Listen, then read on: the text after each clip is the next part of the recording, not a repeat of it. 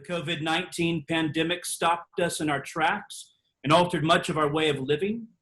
Everyone in the communities where we live, move, and have our being are experiencing some sort of economic uncertainty and living with some sort of anxiety in the face of this deadly virus. And as too often is the case in the midst of great crisis, the suffering is felt disproportionately by those living on the margins, by our sisters and brothers who labor hourly, who live on the streets, who are refugees and immigrants, and those who were left out of federal stimulus. The digital divide is only growing in this crisis, where children in low-income or immigrant families are in danger of falling further behind in their education without access to adequate internet and digital devices. Food insecurity is growing, with long lines at food banks that are increasingly in need of greater funding. Our ability to house our friends and neighbors on the streets so that they can social distance is wholly inadequate. Our frontline healthcare workers, who are our true heroes, are struggling to access needed PPE to keep them and their families safe. And testing for COVID-19 remains profoundly inadequate to reopen the economy. Of course, I could go on, but I hope I've made the point that there is much that demands our attention. But we live with hope. We worship a God who comes among us to offer liberation and healing, love, in all of its fullness. And we are God's own heart and hands. To this end, in times of great uncertainty, the best thing we can do is act. I will quote Franklin Delano Roosevelt in describing his approach in the Great Depression: do something. If it works, do more of it. If it doesn't, do something else. We define power literally as the ability to act. Our capacity for agency is fundamental to our well-being as individuals and as a community. And so that's exactly what we've done. Over the past 6 weeks or so, Central Texas Interfaith leaders have acted to combat the COVID-19 crisis. Specifically, we've successfully pressed the Texas Public Utility Commission to end cutoffs for non-payment and to provide payment relief for those in need. We provided resources to our congregations and communities to help them understand needs in their own communities and stay connected with each other. At one congregation, a group of 22 leaders reaches out by phone to 4,000 congregation members weekly. CTI's Waco organizer has organized a group called the Waco Area Faith Leaders, and they organized a town hall with the mayor of Waco, the county judge, and over 100 clergy in order to navigate and share strategies for virtual services on Palm Sunday and Easter. Other CTI clusters like ones in Williamson, Hayes, and Bastrop are exploring similar town halls to what we're doing tonight. We supported the $15 million City of Austin Rise Fund for those left out of the stimulus, and our sister organizations in San Antonio here tonight just won $25 million at City Council last week for assistance. We participated in our national IAF strategy to petition Congress to extend federal stimulus further and to include more marginalized families. We're working with Texas IAF, county judges, bishops, and denominational leaders, including Travis County Judge Eckhart, to petition the governor to open the state's rainy day fund to support those left out of the stimulus. And of course, we're here today, this evening, at this town hall we have organized with Mayor Adler and Representative Doggett. So I'd like to now formally introduce our special guest. Again, we have with us tonight Congressman Lloyd Doggett, whose district runs from East Austin through Hayes and Comal counties into the heart of San Antonio. Over the course of many years, Congressman Doggett has been an ally moving forward our common issues, including capital idea funding, immigration, and infrastructure. He's been strong in fighting for a strong congressional response to the impacts of COVID-19. We also have Austin Mayor Steve Adler, who since his first term as mayor has been a strong ally in many of the same issues, including living wages and education funding. Austin's been out in front of many other cities in its response to COVID-19. And we thank you both for being with us tonight and want to give you each a minute for opening remarks and to respond to anything you've heard so far tonight. And we will begin with 1 minute for Representative Doggett. Well, thank you so much. What you're doing tonight is so very important. All of us have been concerned. We've learned a lot in recent months about more than how to wash our hands. The lessons have been challenging. They still are. But one lesson we already knew the answer to is that when bad things happen across America, it is poor people, and particularly poor people of color, who usually get hit the hardest. And so my work is focused on trying to get the most help for the most vulnerable, and then also trying to expose and oppose the various things that happen in a panic like this that are gifts unjustifiably to the super rich. We have a big job ahead of us. And as we look at the questions tonight, be mindful that while I look forward hopefully to a day when we have a new person in the White House and a new and better Congress, everything we are considering tonight cannot become law unless it's signed by Donald Trump and approved by a Republican Congress. I think as we move forward, we have to realize that until we solve our health crisis, we can never have sustained economic recovery. I look forward to your questions and to working with you to encourage us to address the great disparities that are out there and close the gaps that exist in our society. Thank you. Thank you, Representative Doggett. And now a minute to Mayor Adler for any opening remarks.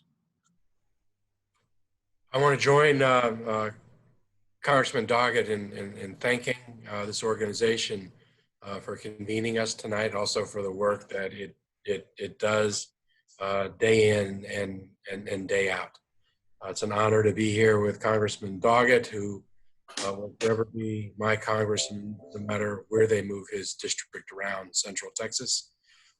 He's a champion for us in Washington and someone that I've looked up to and respected for a long time.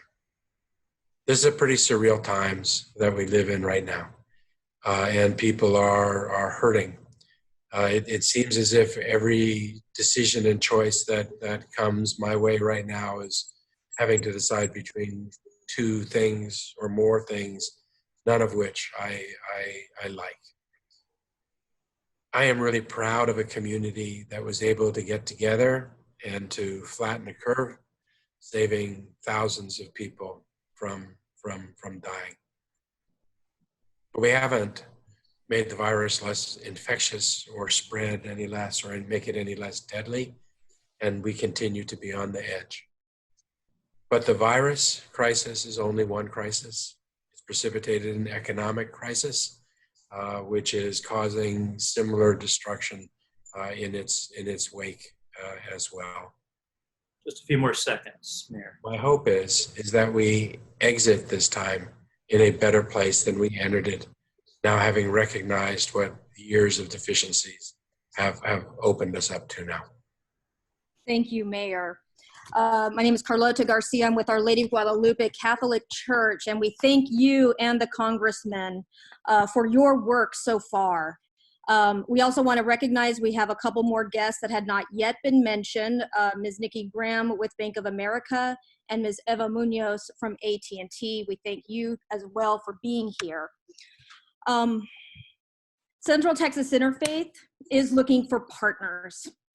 We're looking for partners at the local level, at the state level, and at the federal level as we fight together against COVID-19. So far, the elected officials here with us, Mayor Adler, Congressman Doggett, y'all have taken brave measures to make sure that this pandemic does not hurt us. And you have preserved the safety, you've taken great steps to preserve the safety of the community. However, the plague has bubbled to the surface, extreme and systematic inequalities in Central Texas. The plague has laid bare the hard fact that racial and economic inequalities are a matter of life and death. What hurts our most vulnerable, whether they're sleeping on the streets or handling our food, caring for our parents. What hurts them hurts all of us. The fate of the most vulnerable becomes our shared fate in the face of this pandemic. We are also relearning that the federal government has the power to generate money, lots of money. $127 million for the city of Austin, for example, in this first round of coronavirus relief. And so we're going to be looking to our public officials to help us use these resources to battle this plague and to help us fight for more. At this time, we'll be calling on Central Texas Interfaith leaders to pose specific questions to our elected officials. Our guests will have 60 seconds to respond to each question, which they have seen in advance of this meeting. And we recognize 60 seconds is not a lot, but we do appreciate your effort to stay within those 60 seconds. And I'll be holding up my phone with the timer when your time has run up. These questions, we remind you, are born of efforts to listen hard to what our communities are saying through individual meetings, through video chats, as well as through FaceTime and other measures. So on the subject of healthcare, we call on Reverend Tom Vandestadt to address Mayor Adler. Mayor Adler, please remember that you will have 60 seconds to respond, and you will be thanked once those 60 seconds are up. Hello, Mayor Adler. Thank you for being here this evening. I'm Tom Vandestadt, the pastor of the Congregational Church of Austin, located in the West Campus neighborhood. And we are the church where the People's Community Clinic was founded years ago. So I have a healthcare question for you. Mayor, you're facing some very difficult challenges and decisions as you seek to strike a balance between reopening Austin's economy and safeguarding the public's health. Just as many Austin business owners, workers, and customers are weighing their economic and personal health risks. So as mayor, what will you do to ensure that the easing of work restrictions does not increase the spread of COVID-19? In particular, what measures can you take to increase the accessibility and availability of personal protective equipment for all workers in critical areas like food service? And can the city help promote local production of this equipment? Thank you for the question. You know, in addition to the first responders in the healthcare industry, we have economic first responders that are working in areas like the one that you mentioned in food service, or in stocking shelves, or doing the construction work that we see happening in our community. A lot of our emphasis has been on trying to protect those workers as much as we possibly can. There's availability for trying to get personal protective equipment. If you reach out to the city, we placed orders to bring in millions of masks, of face coverings. We're bringing those into the city, and they're available. We've given them to the drivers on Cap Metro. We're also trying to find worker protections that help even beyond just that personal protective equipment, to help ensure that the people that have to make the really difficult choices, that have no option but to come back and work, have worker protections, which is why we did the RISE Fund, to try to get cash to workers that weren't otherwise being taken care of with the federal dollars. We recognize these are our most vulnerable, and it was a big part of our council conversation this morning. Thank you. Thank you. Reverend Miles? Thank you. Friends, I'm going to be taking over, moving us through the questions, and just a reminder that we're having to move to about 45 seconds now to get you all both on at the times we've agreed to. We're going to pick up with, we have some questions from two students at Huston-Tillotson University. Central Texas Interfaith has been partnering in a civic engagement project with them. I would like to invite Robert DeShannon and Kennedy Fears to address their question, and we'll give some time for both of our guests to answer them. Good evening. My name is Kennedy Fears. I'm a junior at Huston-Tillotson University, and I'm a political science major. Many students are in desperate situations because they no longer have employment, do not qualify for the federal stimulus, and are unable to access housing provided by the school due to the pandemic. Even in the absence of a campus closure, Huston-Tillotson represents one of the many underserved HBCUs in the nation, with older facilities and infrastructure. Furthermore, student veterans and others with mental health needs have experienced inadequate mental health support in this critical time of crisis. We are interested in hearing what the city or Congress can do to support students like us at this time and in the long term, and we as students can do to meet the unmet needs halfway.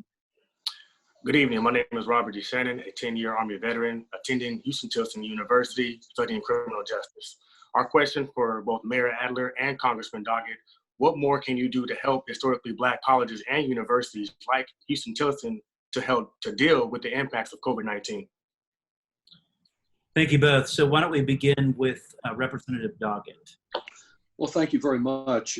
As you may know, Libby and I live just a couple blocks behind Huston-Tillotson. We're very impressed with the leadership of Dr. Burnett. As she has said, the biggest competitor that she faces is not another college or university, but poverty. I think there are some unique challenges at Huston-Tillotson. Huston-Tillotson received only $1.6 million out of the CARES Act. That's not nearly enough to get the job done. Our office has been in touch with her within the past week. We hope to seek more funding. About half of the money that has come to Huston-Tillotson is to provide emergency relief to students, but I know that's not nearly enough. I will mention that a piece of legislation that I sponsored back in December did help get some money to Huston-Tillotson, and at the same time simplified the FAFSA, the free application for federal student aid application.